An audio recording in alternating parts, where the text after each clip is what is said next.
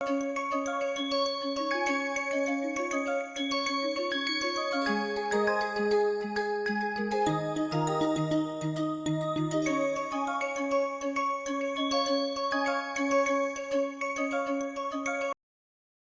everyone.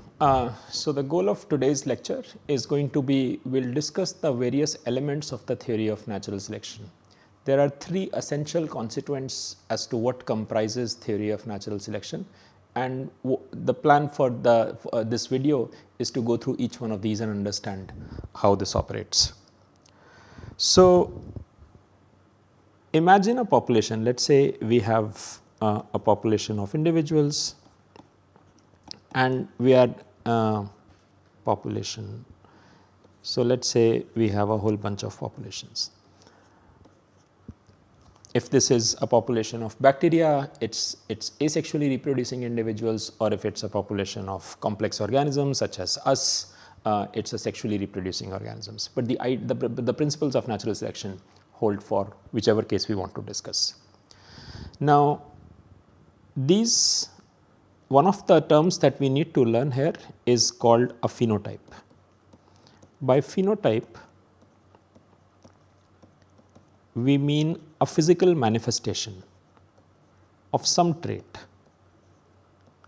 a physical manifestation.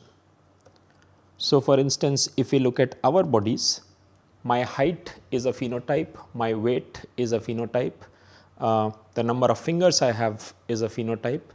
Every physical manifestation that I have, the color of my eyes, the color of my hair, every physical manifestation that I have is a phenotype. So in this imaginary population that we are talking about, these individuals also manifest different phenotypes based on whatever their physiology is. And let's imagine that we are interested in some phenotype X. We'll keep this phenotype X abstract for time being, but after we are done with this discussion, we'll discuss concrete examples of natural selection can operate on these phenotypes, and that's when we will give concrete meanings to these phenotypes X. So what I'm going to do is measure this phenotype in this individual. Let's say the value of this phenotype is X1. And if it helps you imagine this better, let's just imagine that we are measuring weight of each individual. So this individual's weight is X1, I measure this individual's phenotype, that's X2, that's X3, and so on and so forth. So if there are n individuals in this population, their weights will be X1 to Xn. And what I'm going to plot now is a plot that I want everybody to understand. This is something that we will keep repeating over and over throughout the duration of this course. And this is called a frequency distribution of some trait in a population. And in this case, the distribution that we are interested in is of this particular phenotype X. And what we are plotting is this particular distribution. On the x axis is the value of the phenotype X, and on the y axis is the percentage of population corresponding to each value of X. So let's say I choose a very small interval 0 and delta, and I ask myself that in this population of n individuals, how many individuals had their weight between 0 and delta? And this is really small, so maybe there were no individuals between 0 and delta. So the percentage of population that lies between 0 and delta will be just 0. Then I ask how many individuals have their weight between delta and 2 delta, and maybe there are 3 individuals. So the percentage will be 3 divided by n into 100. This will be the percentage of individuals who have their weight between delta and 2 delta.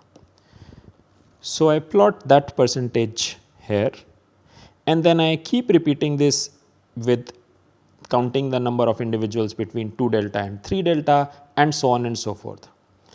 And as you can imagine, I will get a distribution like this.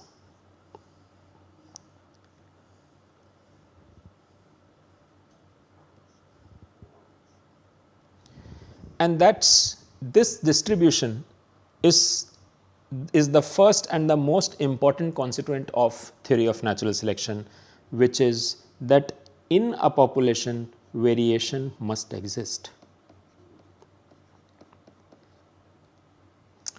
Sorry, get rid of this. Variation must exist.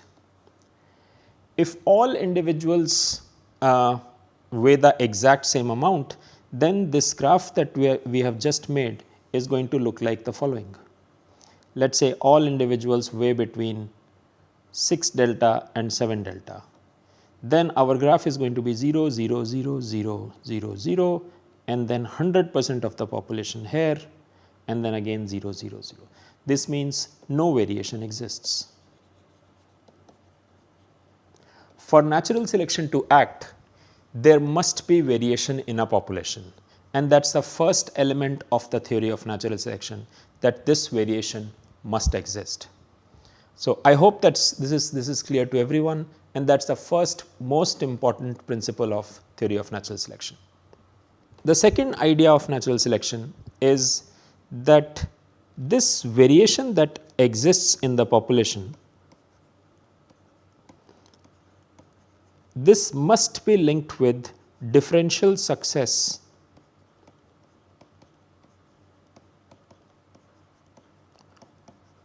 of reproduction.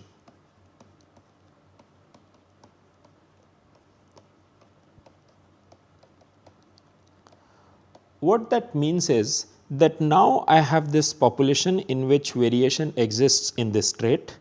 So, this is the distribution that exists for the imaginary trait x that we are talking about. Now, this variation must not be, so this is x, this is percentage of population. This variation that exists in the population that has already been established in the first step of natural selection, this variation that exists must not be irrelevant as when it comes to the differential success of when it comes to the reproductive success of these individuals. And what we mean by that is that because of this variation, in this hypothetical example that we are discussing, let us imagine that individuals with a greater value of x are able to produce more offsprings. So, they have more children, and individuals with smaller values of x produce fewer offsprings.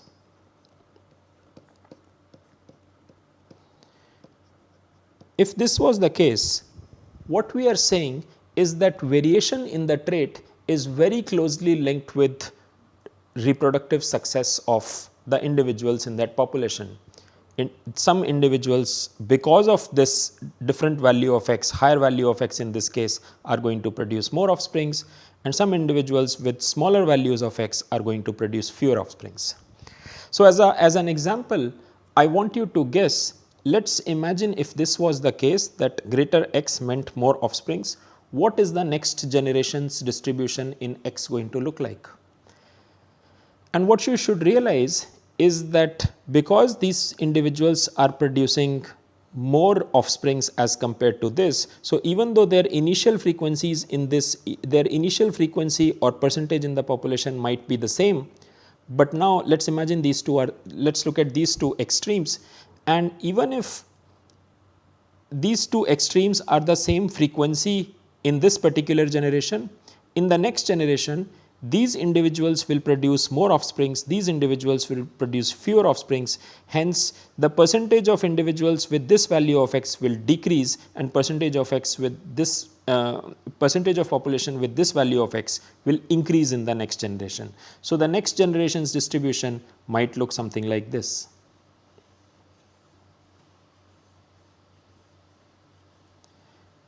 Because the parents of these offsprings produced more children, their percentage in the population has increased with one generation time having passed, whereas these individuals, their percentage has decreased with the passage of time.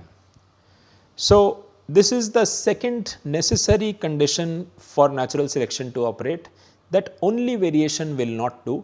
Variation has to be relevant as far as reproductive success of the organism is concerned.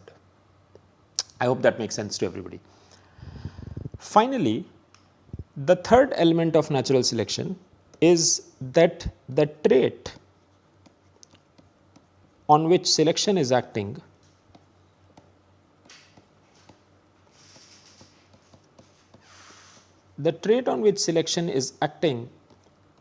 must be hereditary.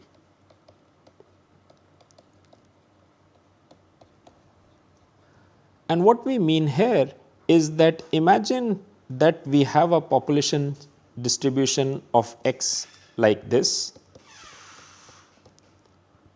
This is the distribution of the population that we have in one generation, and these individuals give birth to offsprings such that in the next generation the distribution looks like this. The smaller values decrease and the higher values increase. So, maybe this is what the distribution looks like in next generation. What is important is that this trait must be hereditary, that means it must have a genetic basis. Higher X value parents, their offsprings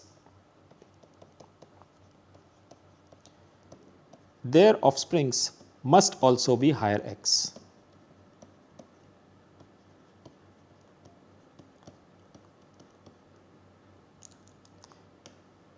Must also be higher X, which means the offsprings of these individuals must be these individuals.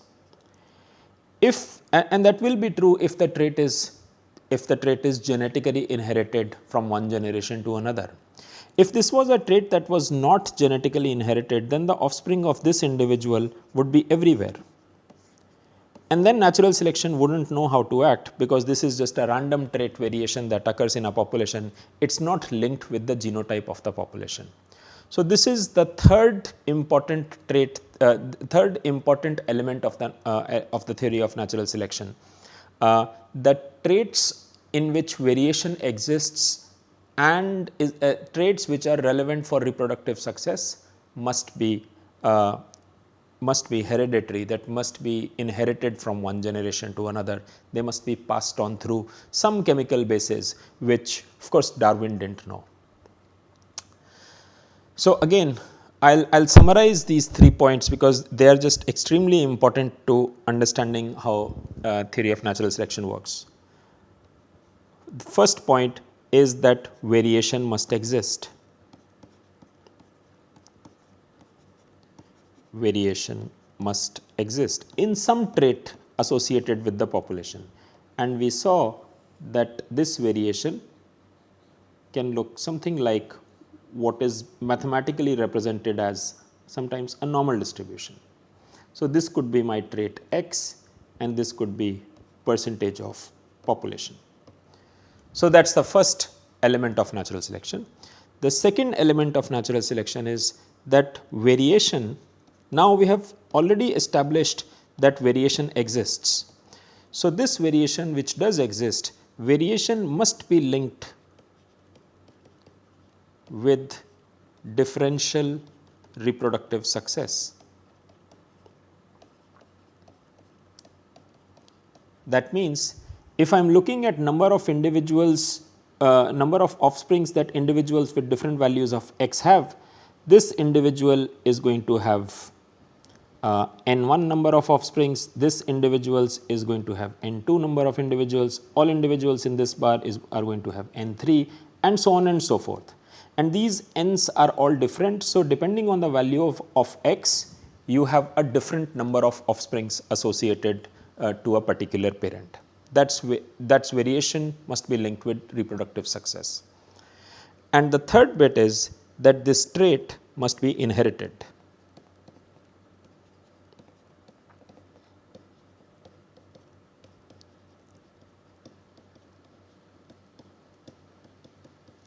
And what that means is that now what must be true for natural selection to act is that these individuals which were at this value of X and had n1 offsprings, these n1 offsprings must also be at the same X value in the next generation. So, this is an inherited trait.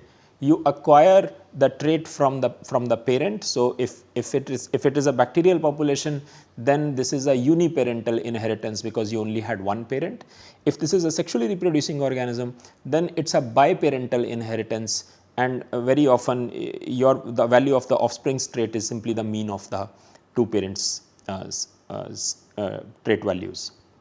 So, offspring of these individuals with this x naught value of the trait must again be at x naught, offsprings of these individuals with x n trait value must be at x n. If these three conditions are satisfied, then we have all the raw material necessary for natural selection to act. But before we go any further, it is important to realize that how this will break down, how natural selection cannot act if one or more of these conditions breaks down. So, let's relax one of these three conditions one at a time and see how natural selection will then fail to work. First is that variation must exist. So, if variation does not exist, that would lead to a scenario where the distribution in the population just looks like this. 100% of the population is at the same value x naught, and then there is no evolutionary change that can take place because everybody is going to produce an offspring which is also at x naught, which is also at x naught. So, through generations the trait value will never move, and if the trait value is not changing, then the population is not evolving with respect to that trait value in that environment, in that population. So, if variation does not exist, then there is no raw material for natural selection to act on. So, what is often said is that variation is the raw material for natural selection to act. The second idea is that this variation, so this we understand that why natural selection will not be able to act if there was no variation in the population. Let us now relax the second condition, that now let us say that this variation is there in the population, but it is not linked with differential reproductive success. What that means is that your reproductive success as an individual in this population is not dependent on the value of the trait that is here. So, even if you are x naught, you produce n1 individuals. If you are at xn, you produce n number of individuals. If you are at x1, you produce n2 number of individuals, and all these n's are equal. Basically, you produce an equal number of offsprings, and the number of offsprings you produce is independent of the value of the trait. So, if everybody produces 2 offsprings in this population, in the next generation this graph is going to look exactly like this. Again, evolution is change of the mean value of the trait as we move across generations, and if this is not, if this variation is not linked with differential reproductive success, then the mean value will not change, the distribution will not change, and the trait will remain, the distribution of the trait will remain as we are seeing it now in the picture. It will remain like this, and no evolutionary change is taking place. So, hence variation could exist, but if that variation is not linked with differential reproductive success, we do not have evolutionary change taking place. So, natural selection can't act if variation is not linked with reproductive. Let us now relax the third element, which is that trait must be inherited. Let us assume what happens if trait is not inherited. If trait value is not inherited, basically if an offspring is born, so in this case let us try to work this example here. This is the entire range of x that I have, and in this scenario where trait value is not inherited, let us say this individual has an offspring. So, this individual's value was xi, but it has an offspring. Now, if the trait was inherited, the offspring's trait value would also be xi, but because trait is not inherited, it could be anywhere. It is completely random. So, while variation exists and it is linked with the reproductive success, this trait is not inherited, because so we cannot say that higher x values will keep on increasing in frequency in the population, because the individuals with higher x, when they have an offspring, the offspring's value could be anywhere in the population, and as a result reproductive evolutionary change will not take place as we are going through this process. That sort of summarizes our discussion of what are the 3 core elements of the theory of natural selection, and these are basic principles, and we will discuss them with some examples in a few minutes. An important thing to realize is that natural selection to act needs variation along with the other 2 conditions, but it needs variation in a trait which is inheritable and is linked with the differential reproductive success. So, it needs variation, but what is going to happen is that in a trait like that, if x is that trait and this is percentage of population and this is the variation that exists in the population, as we move forward, what is going to happen is in the next generation frequency of this phenotype will increase, because these individuals will have more number of offsprings as compared to these individuals. So, frequency of these individuals will decrease. Similarly, it can be worked out that this will decrease, this will increase, this will for the time being stay more or less the same. So, in the next generation the distribution might look like this.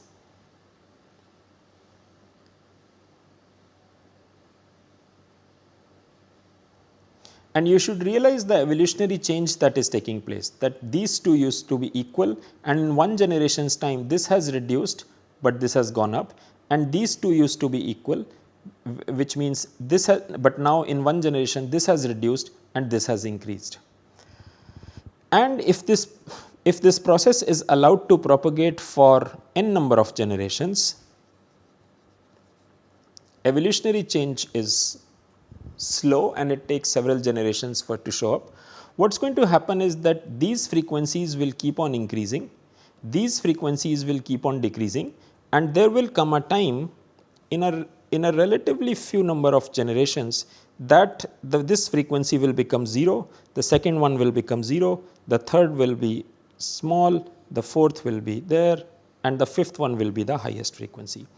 And if we propagate this cycle even more for a few more generations, then what will happen is that the first 4 frequencies will become 0 and 100% of the population will occupy this phenotype at the highest value of x, and this is going to be 100%.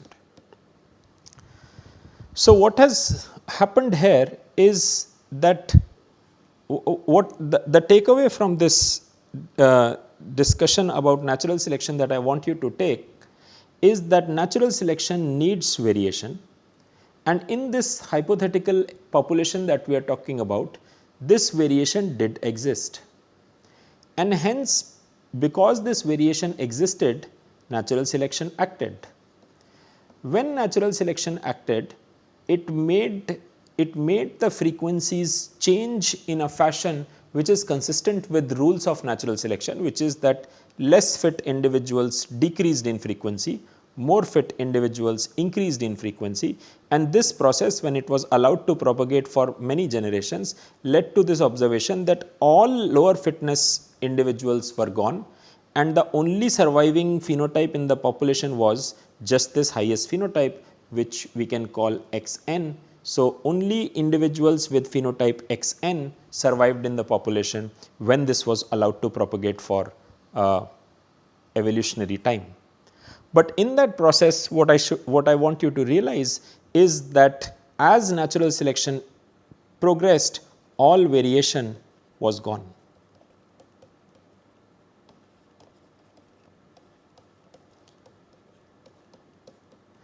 So, but if we go back to our previous slide, we just said that natural selection needs variation to exist so that it can act.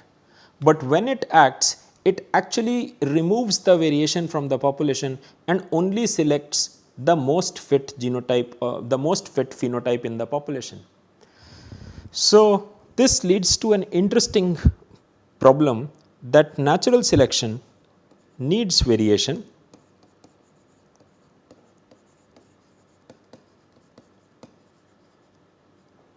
but it eats that variation up as it acts on a population.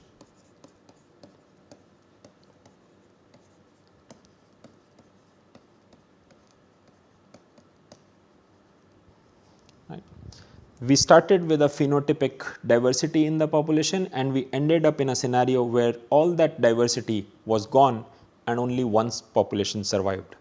So, this leads to a curious question that if this is the case and this is how natural selection operates, then what preserves diversity in a population? If we look around us, diversity is there in every trait associated with all living organisms. Hence, there must be other mechanisms which preserve this diversity in populations, and we will discuss these themes as we move ahead in the course.